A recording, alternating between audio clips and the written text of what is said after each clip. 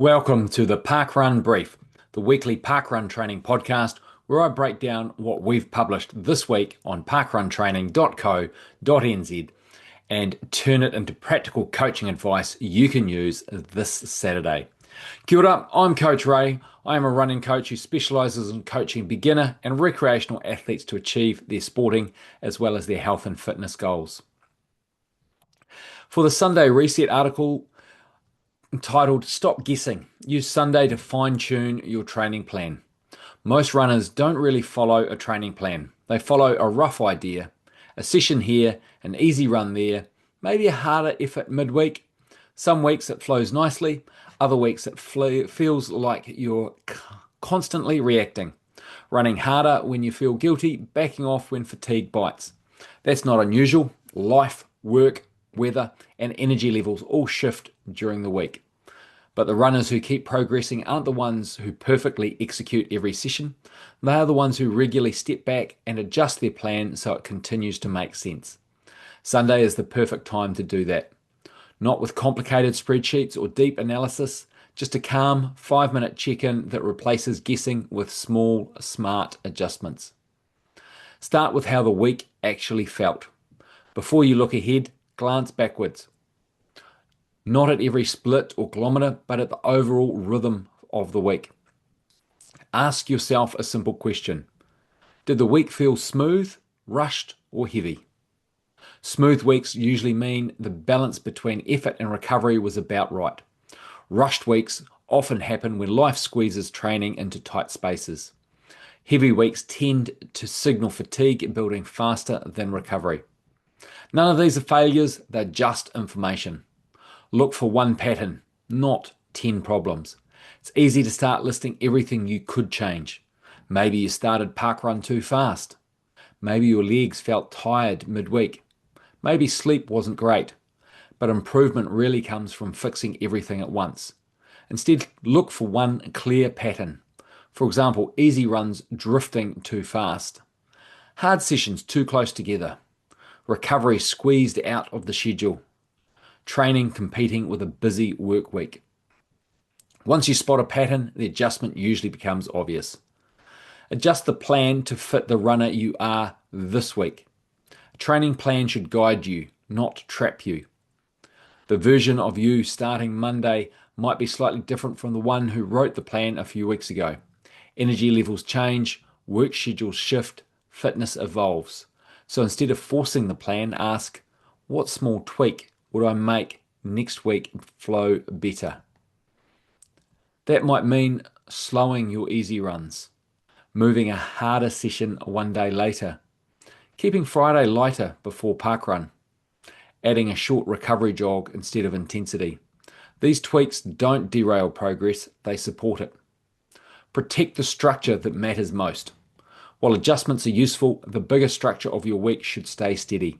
Most runners benefit from a rhythm that includes a couple of relaxed aerobic runs, one purposeful quality session, recovery space between harder efforts, parkrun acting as a weekly benchmark or workout. As long as that balance remains, small shifts within the week are completely fine. Think of it like steering a boat. Tiny course corrections keep you moving smoothly towards the destination. Decide the theme for the week ahead. Before you close the check-in, choose one simple theme for the coming week, something that reflects what your training needs right now. Examples might be stay relaxed early in runs, focus on recovery between sessions, finish runs smoothly rather than fast, and consistency over intensity. This gives the week a quiet sense of direction without adding pressure.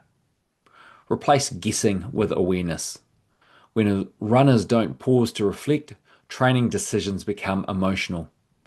A tough run leads to pushing harder. A slow time leads to panic.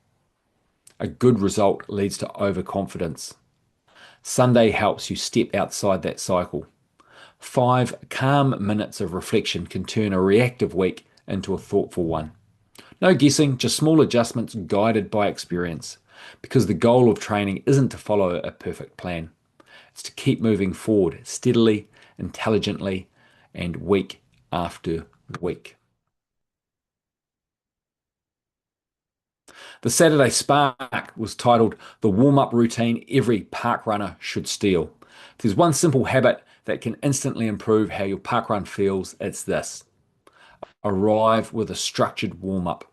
Many park runners jog from the car park, stand through the brief, and then go straight into a fast 5K effort. The body is still cold, breathing spikes early, and the first kilometre becomes a scramble to find rhythm. A short, purposeful warm-up changes that completely. Instead of spending the first kilometre settling down, you start the run already prepared for the effort. Here's the routine I recommend from the parkrun warm-up blueprint. The 15-minute parkrun warm-up. 10 minutes at level 2. Start with 10 minutes of relaxed running at level 2 effort. This should feel comfortable and conversational, a pace where breathing is controlled and the goal is simply to get the body moving. This phase gradually raises your heart rate and loosens the legs so the jump to parkrun isn't a shock to the system. 3 by 60 seconds at level 4. After the easy running, complete 3 60-second efforts at level 4. Level 4 should feel comfortably hard. Strong running where you're working, but still in control. Between each effort, take 30 seconds level 2 recovery. These short recoveries allow the heart rate to settle slightly while keeping the body warm and ready. Finish just before the briefing. Ideally, finish the final effort just before the pre-run briefing begins. This timing is important. It means you arrive at the start line feeling warm through the legs, breathing smoothly, mentally switched on, ready to run. If you are not trying to tire yourself out. You're simply preparing your body for the effort ahead. Why this warm-up works. This structure does 3 key things. 1. Gradually raises heart rate. The level 2 running prepares your aerobic system. 2. Activates running rhythm. The level 4 efforts remind your body what faster running feels like. 3. Bridges the gap between jogging and racing. Instead of a sudden jump in effort, your body transitions smoothly into parkrun pace.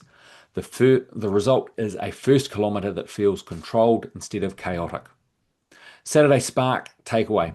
If you want your parkrun to feel smoother from the start, try this routine. 10 minutes level 2 running. 3 by 60 seconds level 4. 30 seconds level 2 recovery between efforts. Finish just before the briefing. 15 minutes of preparation can change how the entire 5K feels. Arrive a little earlier, warm up properly, and give yourself the best possible start to your parkrun. The Friday fast track is a 10-minute tempo. Sometimes the simplest sessions are the most effective. A short tempo run like this one is about reconnecting with rhythm and reinforcing the ability to hold a strong, controlled pace. This Friday fast track workout keeps things clean and focused, a steady effort that sharpens your pace without leaving fatigue in the legs before the weekend. Today's workout, warm up 10 minutes at level 2, easy, relaxed running. Main set, 10 minutes at level 3, tempo effort. Cool down, 10 minutes at level 2. Post run, 10 minutes gentle stretching. Why this works for parkrun. Tempo running sits in that valuable middle ground between easy running and hard intervals. It teaches you to run comfortably hard, the kind of effort that feels sustainable but purposeful. For parkrunners, this session helps you improve pacing discipline, build aerobic strength, develop confidence at steady effort, reinforce efficient running rhythm, prepare mentally for sustained race effort. 10 minutes is long enough to engage your aerobic system without turning the session into a heavy workload. How it should feel. Smooth and controlled. Breathing is steady but elevated. You could speak a few words but not full sentences. The effort feels consistent from start to finish. If the pace creeps faster late in the effort, ease back slightly and focus on maintaining the same effort level throughout. My tip, focus on relaxation. Keep your shoulders loose, your stride light, and your breathing rhythmic. Tempo running works best when it feels fluid rather than forced. Think of this session as practicing the calm, steady mindset that leads to strong parkrun pacing. Want to finish your next parkrun feeling stronger and more in control? Grab my free guide. The link is in the description below. It's a simple, effective strength session you can add after any run, including today's Friday fast track workout. The perfect parkrun warm-up, step by step. Most runners know they should warm up before parkrun, but very few actually do. Or if they do warm up, it's often something quick and inconsistent. A short jog from the car park, a few half-hearted stretches whilst chatting with friends, and then suddenly the countdown begins and everyone launches straight into race pace. 3, 2, 1, and the first kilometre feels harder than expected. It's not because you're unfit, it's because your body hasn't been prepared to run yet. A proper warm-up solves this problem. It prepares your body for the effort you're about to ask of it, so the start of the run feels smoother and more controlled. The good news is that an effective warm-up doesn't need to be complicated. It just needs to be structured. Why the first kilometre often feels harder than it should. If you've ever started parkrun and thought the opening minute felt harder than expected, you're not alone. Many runners experience a sudden spike in breathing and heavy legs in the early part of a 5K. It's a common pattern at parkrun events all around the world. In fact, I explained the reason behind this in a previous article, why most parkrunners struggle in the first kilometre and how to fix it. The short version is simple. Most runners start cold. They go from standing around during the briefing straight into race effort, and the body hasn't yet adjusted to the intensity of running. That's where a proper warm-up makes such a difference. When your body is already prepared to run before the start, the first kilometre feels smoother and much easier to control. Why a warm-up matters before parkrun. A 5K sits in an awkward space physiologically. It's short enough that the pace is relatively high, but long enough that you still need to settle into rhythm. If you start too hard, you risk fading later. If you start too cautiously, you lose valuable seconds early. The best starts happen when your body is already prepared to run close to race pace. That's exactly what a warm-up does.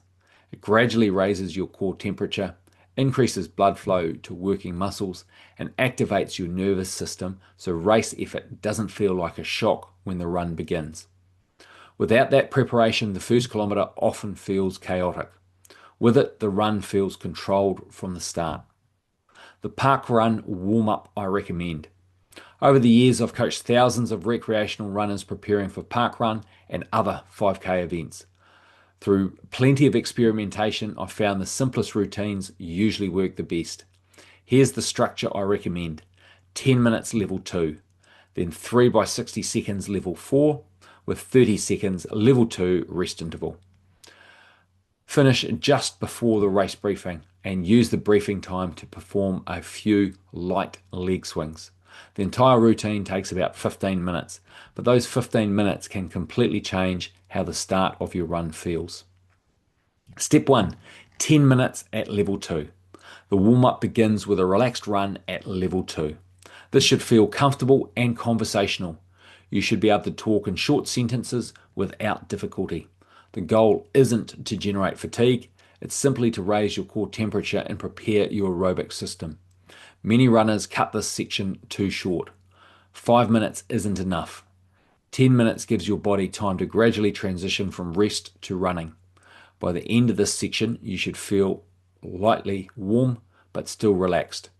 Step 2, 3 by 60 seconds at level 4. After the easy running, you introduce 3 short efforts at level 4. These efforts are comfortably hard, roughly around 5K effort. They're not sprints. The goal isn't to exhaust yourself before the run even starts. Instead, these short efforts activate the neuromuscular system so race pace feels familiar. When you run at level 4 for a minute, your body briefly experiences the intensity you're about to run during parkrun. Then you recover for 30 seconds of easy running before the next effort. By the 3rd repetition, your body is fully primed for running. Step 3, time the finish before the briefing. Timing matters more than most runners realise. If you finish the warm up too early, you'll cool down while standing around waiting for the start. If you finish too late, you'll feel rushed and unsettled. The ideal timing is to finish the final 60-second effort a few minutes before the event briefing happens. This allows you to jog easily towards the start area and stay relaxed while listening to the briefing. Step 4. Use the briefing for leg swings. While the race director is giving the briefing, take the opportunity to loosen up your hips with some light leg swings. Nothing dramatic, just gentle forward and back and side to side movements. This keeps the muscles loose without draining energy before the start.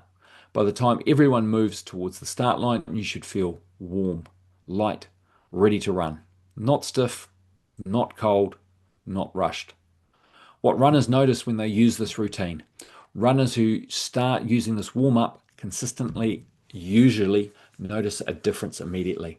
The first kilometre feels smoother, breathing doesn't spike as aggressively, and they settle into rhythm earlier.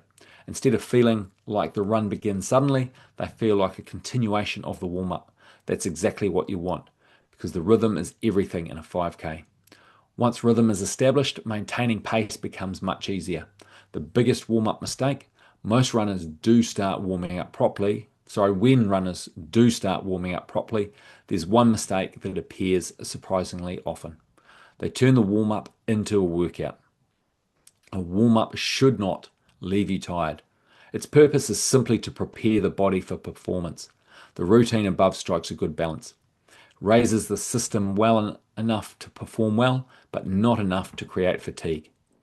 Try it this weekend. If you're heading to parkrun this weekend, try the routine exactly as described. Pay attention to how the first kilometre feels compared to normal. You might notice that the opening part of the run suddenly feels calmer and more controlled. That's the effect of proper preparation. Download the full parkrun warm-up routine. If you'd like a simple guide that you can refer to before parkrun each week, I've put together a short resource that walks through this routine step by step. You can download it with the link in the description. It takes less than 2 minutes to read, but it can completely change how your next parkrun feels.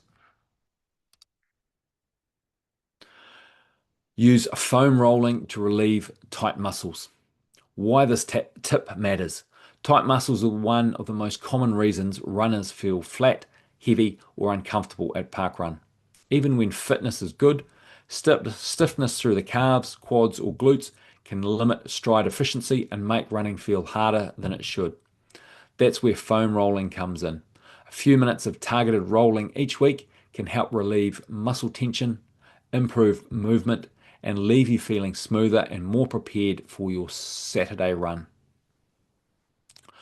What foam rolling actually does. Foam rolling works by applying gentle pressure to tight areas, helping muscles relax and improve circulation.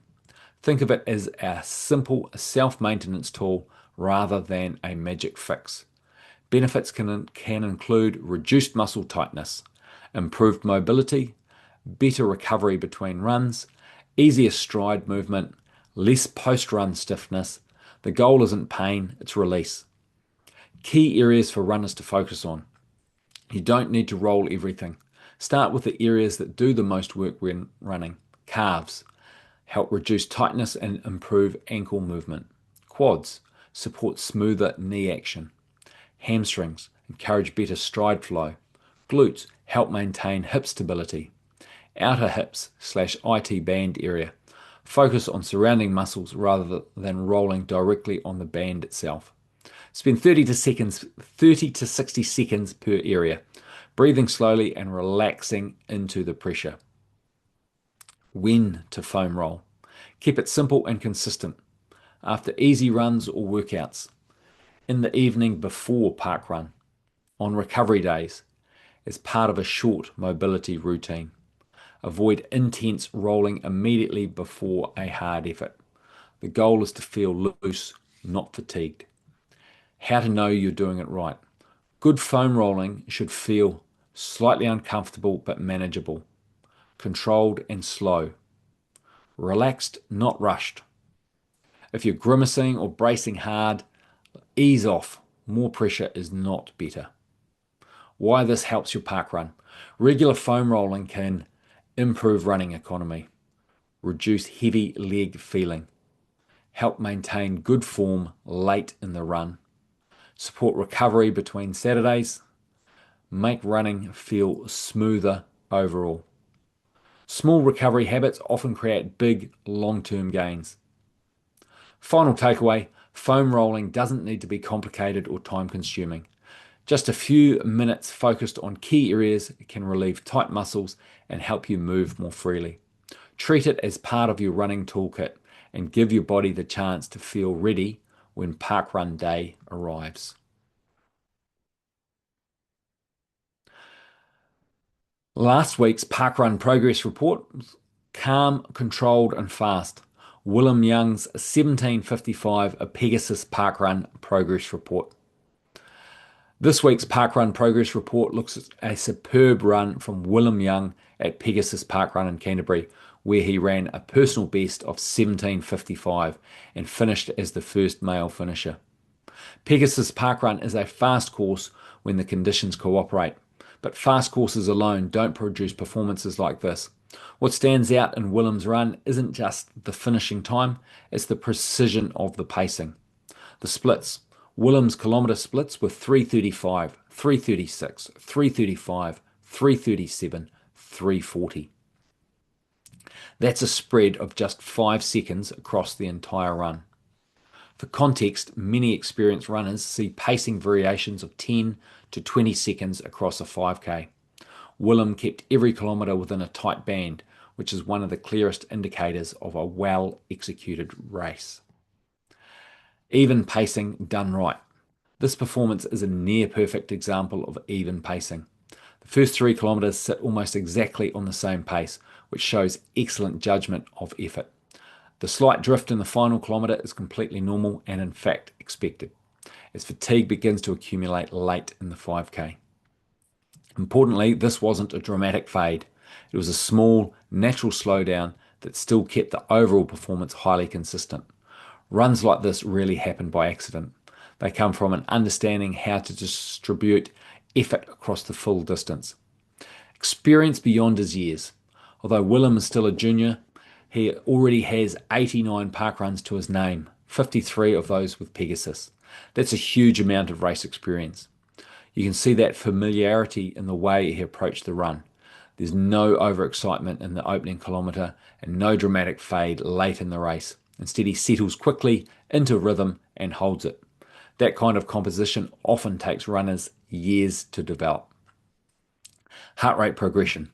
Even though we don't have split-by-split heart rate data, the overall pattern tells the story. Heart rate rose gradually throughout the run with a small dip shortly after the 1K mark. That dip is almost certainly a data collection issue rather than a physiological change because the rest of the curve shows a smooth upward progression. This type of heart rate profile is exactly what you'd expect in a well-paced 5K. Controlled early effort, gradual build through the middle, peak effort arriving late in the run.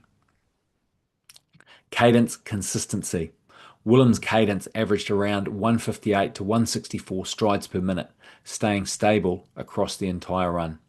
Consistency is the key detail here. When cadence stays steady during a race, it usually indicates that running mechanics are holding together well and fatigue isn't forcing large changes in stride pattern. That's another sign of a well-managed effort. A run built on confidence. Another interesting detail is how often Willem finished as the first male finisher at Pegasus during that period, including several weeks in a row. That kind of consistency suggests he was in a strong training phase at the time and racing with confidence. Athletes who can reproduce performance week after week are usually operating within a well-balanced training load rather than relying on one-off peak efforts. What runners can learn from this? The biggest takeaway from Willem's run is simple. Fast park runs are usually calm park runs. There's no frantic opening kilometre here, no dramatic surge halfway through, and no desperate struggle to the finish. Instead, this run shows what happens when pacing is measured, effort is controlled, and rhythm is maintained from start to finish. That approach is what allows runners to produce their best performance. Want help improving your own parkrun pacing? If you'd like to build confidence, improve your pacing, and run stronger each Saturday, Parkrun Kickstart is designed specifically for recreational runners who want structured guidance. Join Parkrun Kickstart in the link down in the description. And if you'd like your own run analysed in a future Parkrun progress report, apply with the other link down in the description. Ka kite anō, and all the best for your next parkrun. This week, I will be running at Parkrun Pegasus, and I hope to see Willem there. Although the reality is, I will be seeing the back of his heels for the entire run.